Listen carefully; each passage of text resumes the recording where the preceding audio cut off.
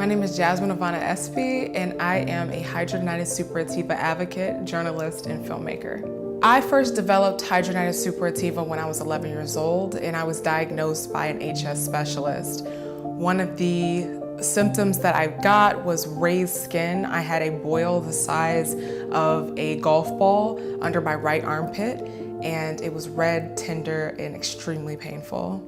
The first time I got diagnosed with hidradenitis suppurativa, I didn't consider it as an accurate diagnosis because treatment didn't follow. They only speculated, and that really didn't provide me with any information to move forward in managing the condition. So the time that I did get officially diagnosed was 3 years later when I was in high school. The physicians explained it as a condition that was incurable, which was heavy. The second thing they told me was that it was reoccurrent boils and cysts in places that skin touches skin. By this time, my whole body was covered, so I wasn't really worried about it spreading. However, we do know now that HS does not only present in places that skin touches skin, but it can really appear anywhere on the body, which is concerning.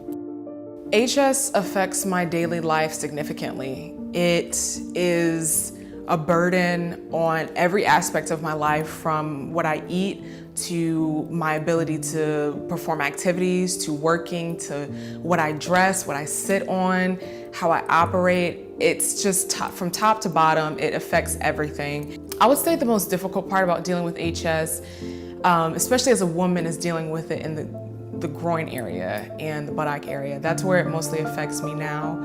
I unfortunately got a plastic surgery about 4 years ago. It was a reconstruction by a urologist, and he botched my vaginal area where he was trying to remove some of the HS. And so I've had to deal with that area where he did the stitching breaking apart during the pandemic. And it has been extremely devastating on my mental health and my ability to feel like I'm a woman. It's really worn down on my self-esteem, and I've really had to work to love myself in my body, but also love myself outside of this body, and know that I'm more than what is appearing on my skin. I'm more than just my body, which is really surface level and difficult to really commit to, but it's something that I work on every single day, and it's not easy at all. Being an HS advocate helps me to reduce the shame that I feel with HS and really provide space for myself to exist in a world that really tells me that I shouldn't, from being a woman to having a chronic illness and to being Black. HS does affect my relationships.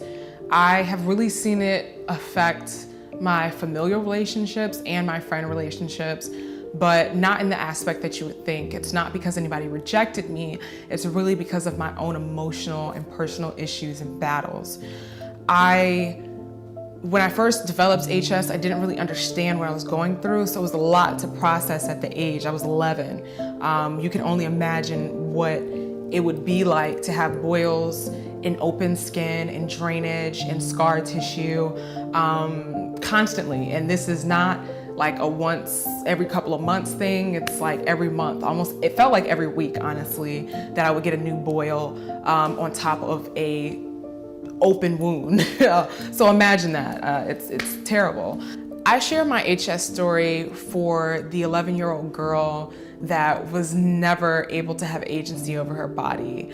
When I was that age, I felt lost, I felt confused, and all I wanted was community, and I just really wanted to be held and told that I was valuable. And that's why I do what I do. That's why I tell my stories, so that other patients don't feel shame, so that they don't feel isolation, and they don't feel like they're a burden, or they don't feel like they're not wanted. You are wanted, and it doesn't matter if you don't fit to some beauty standard that is unrealistic, that this world can't even match to. what really matters is